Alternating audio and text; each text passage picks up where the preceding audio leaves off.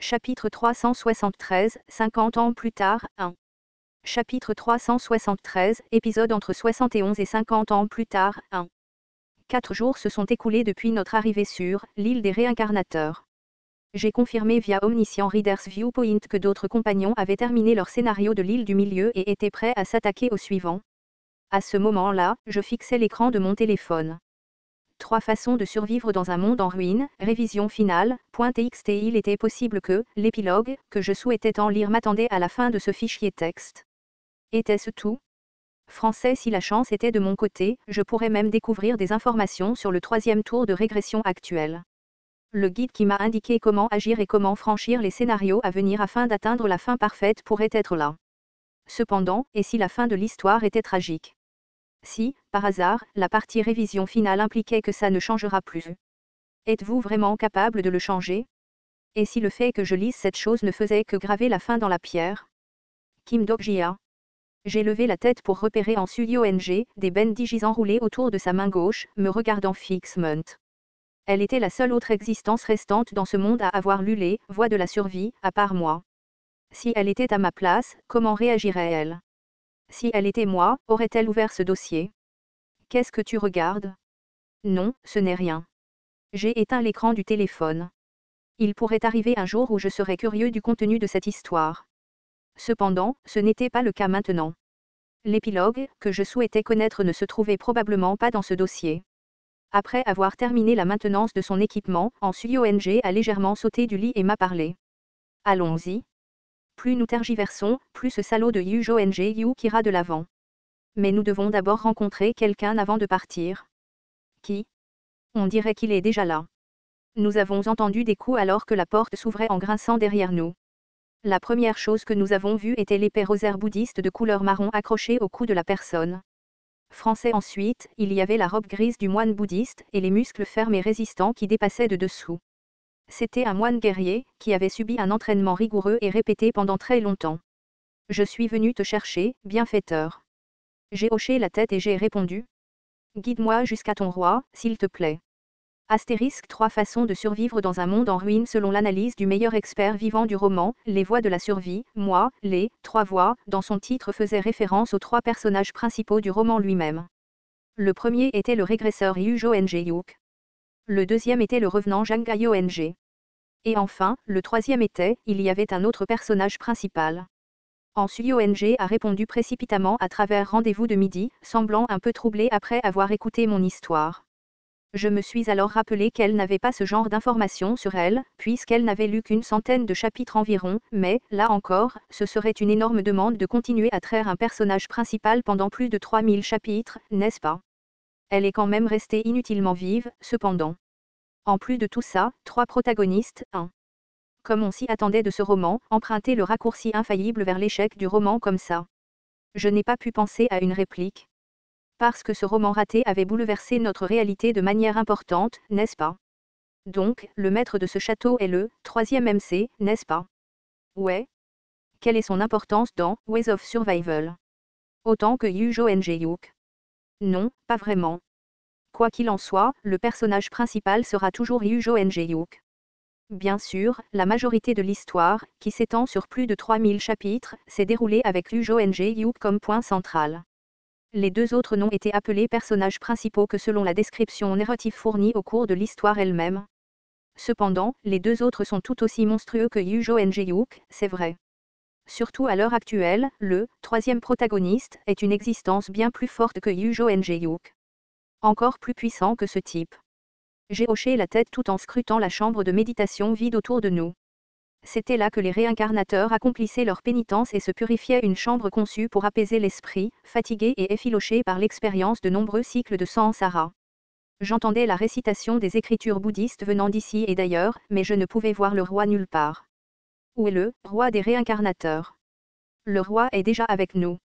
Mais tout ce que je vois, ce sont les moines chauves, cependant. Les paroles de Han Suyong furent contrées par une réponse sans émotion du moine guerrier. Il est partout, et pourtant, nulle part. Je suis sûr que vous ne nous avez pas amenés ici pour faire des blagues. Il ne parle pas à ceux qui n'ont pas les qualifications pour le voir. Comme c'est amusant.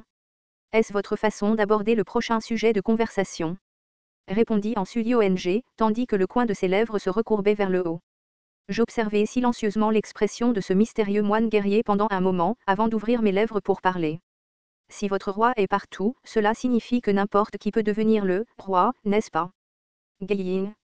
La foi incassable tenue dans ma main cria brusquement, et en même temps, la lumière de l'épée illusoire jaillit vers la paume d'Adam du moine guerrier. Tsu-chu-chu-chu-chu. Comme si un mur invisible la bloquait, la pointe de la lame déversant une puissante énergie magique s'arrêta net juste devant le nez du moine guerrier. Il sourit et parla. Vous avez opté pour une solution plutôt provocatrice. Vous avez raison. N'importe qui peut devenir un Bouddha une fois qu'il est illuminé.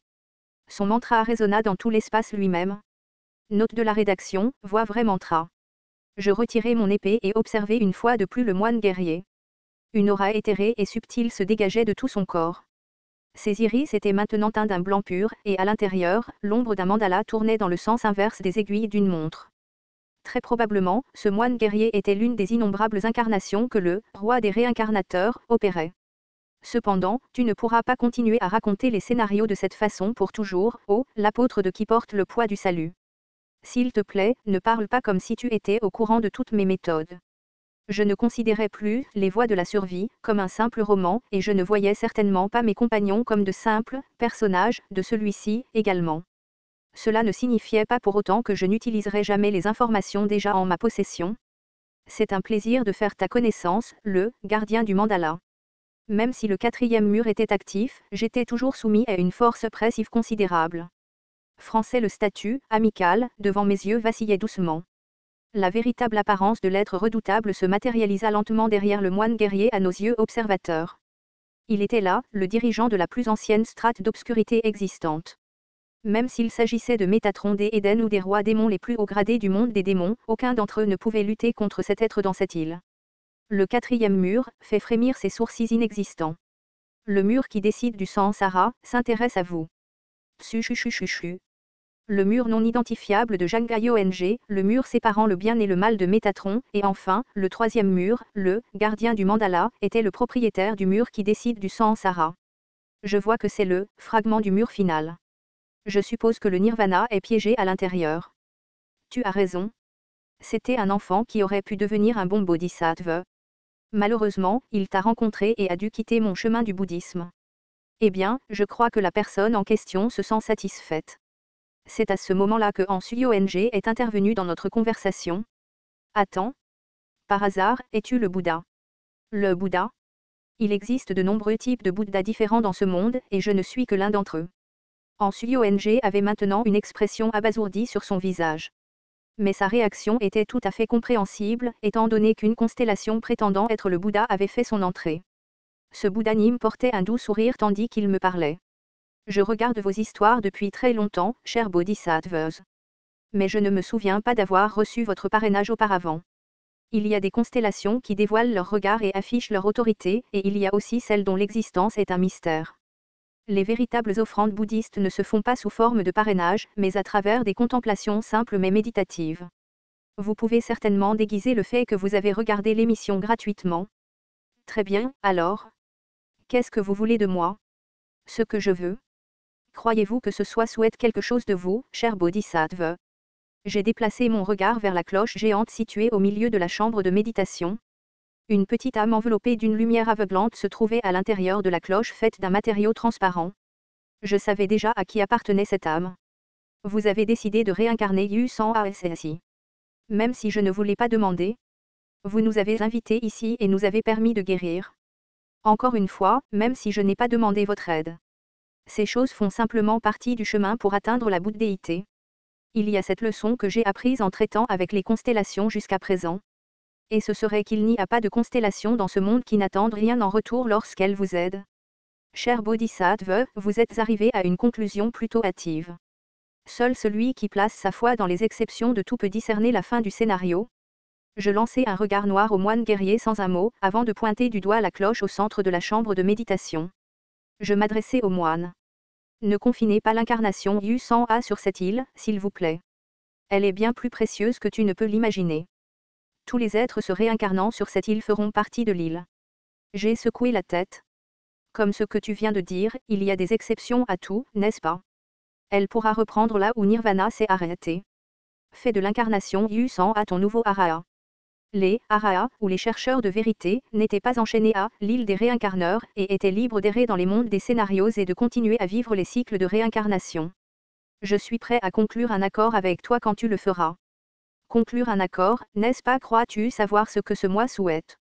N'est-ce pas pour arrêter la grande guerre des saints et des démons? Une tentative futile, en fait.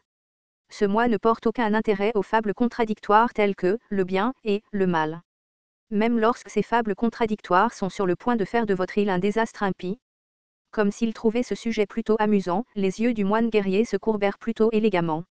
Le gardien du mandala n'était ni du côté du bien, ni du mal. Si je devais le décrire avec des mots, alors il était une existence bien plus proche du néant. Français, il n'y avait donc aucune chance qu'un tel être accueille favorablement la croissance des autorités du bien et du mal sur son territoire. Je vais essayer d'arrêter la grande guerre des saints et des démons. Croyez-vous qu'une telle chose soit réalisable avec votre pouvoir? Mes fables ont répondu à ma place. La grande fable, le printemps du monde des démons, hurle. La fable géante, la torche qui a avalé le mythe, gronde de manière menaçante. L'air environnant a commencé à trembler de manière instable tandis que les deux grandes fables faisaient vrombir leurs moteurs. Si ma supposition était correcte, alors le gardien du mandala ne pourrait pas rejeter mon offre. Parce qu'il ne pouvait pas prendre part à la grande guerre des saints et des démons à venir, c'est pourquoi. En tant qu'être qui n'était ni bon ni mauvais, il n'avait aucun prétexte pour entrer dans la guerre. Voyez-vous, l'incarnation nommée Yu-San-A, devenant elle, Araha, de ce soi est-elle votre seul souhait, cher Bodhisattva? Une autre chose? Vous êtes un Bodhisattva avide, semble-t-il. Permettez à ma nébuleuse de déclencher la grande guerre depuis la zone que nous préférons. En tant que maître de l'île, je crois que vous pouvez interférer dans les événements au moins dans cette mesure. À ce moment-là, j'ai senti l'accélération de la faible énergie magique dans tout le temple. C'était une émeute de statues, comme pour me faire connaître son existence. C'était un statut possédant une certaine aura qui n'était pas du tout menaçante ou meurtrière, mais néanmoins, quelque chose dont je ne pouvais même pas espérer m'approcher pour l'instant. Le quatrième mur s'active fortement. Le mur qui décide du Sansara claque des lèvres. Peu de temps après, le gardien du mandala hocha la tête. J'accepte vos conditions, cher Bodhisattva. Malheureusement, il n'est pas possible que l'ensemble de votre nébuleuse démarre de votre zone préférée sur l'île principale. Dans ce cas, je vous demande d'envoyer au moins les incarnations Yijiliong et Shin Yu-Seung. H même. Où souhaitez-vous les envoyer? La prochaine cité. La prochaine cité, est-ce? Oh mon Dieu, cher Bodhisattva, se pourrait-il que ce soit, si c'était le gardien du mandala, il aurait dû comprendre ce que je prévoyais ici maintenant. L'île principale de l'île des réincarnateurs était l'endroit où les fables de la troisième génération avaient été bloquées, figées dans le temps. Comme ces fables présentaient un spectre de variété bien plus large que celle des premières et deuxième générations, votre point de départ a joué un rôle dans l'acquisition de fables inattendues. Même si les autres ne le pouvaient pas, je devais m'assurer que ces deux enfants commenceraient par la prochaine ville. En retour, le reste de vos compagnons commenceront dans les lieux que ce moi a sélectionnés. Compris? Ong se tenait à côté de moi, observant silencieusement la situation se dérouler jusque-là, m'a envoyé un regard inquisiteur après avoir entendu ma réponse. Et, toi? Que feras-tu si ce moine chauve nous envoie dans un endroit étrange? Le moine guerrier nous a vu nous disputer un peu et un étrange sourire s'est soudainement glissé sur ses lèvres. Cher Bodhisattva, ce moi aime vraiment regarder votre histoire, mais... Malheureusement, les fables que vous avez accumulées jusqu'à présent sont tout simplement trop inadéquates pour rivaliser avec les autres nébuleuses participant à la grande guerre des saints et des démons. Peut-être qu'elle s'est sentie un peu déclenchée par le mot « inadéquat », commença à rétorquer Ong d'une manière sarcastique. On dirait que tu n'as pas entendu la nouvelle que nous avons détruit l'Olympe il n'y a pas si longtemps. Les fables que les chers bodhisattvas ont accumulées sont en effet sans égal, mais elles n'ont pas connu les épreuves et les tribulations du temps lui-même. L'instant d'après, le corps de Ong et le mien furent soudainement enveloppés d'une lumière vive.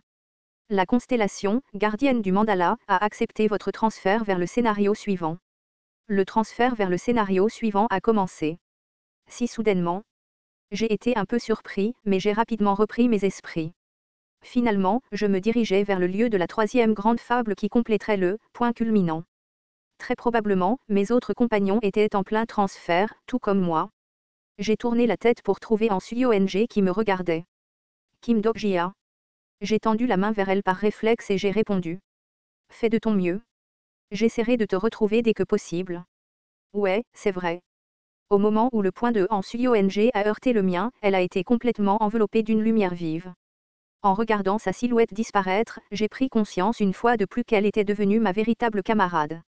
Comme l'avait dit Yu Jong-yuk à l'époque, Han Suyong était devenue une existence indispensable pour que j'atteigne la conclusion souhaitée. Sur mon chemin vers cet endroit, j'ai fini par lui devoir beaucoup. Il était donc temps que je paie ma dette. Cependant, Kim Dok-jia de l'époque n'en avait aucune idée. C'est également à ce moment-là que l'écran de mon téléphone a commencé à briller de mille feux. Des mots d'une page que je ne reconnaissais pas ont commencé à s'élever ligne après ligne devant mes yeux comme pour préfigurer un avenir inquiétant. Il ne le savait pas, au moment où Kim Dok-jia l'a rencontré à nouveau. Non, attends une minute. 50 ans s'était déjà écoulé. C'est quoi ce bordel? Épisode 71, 50 ans plus tard, fin.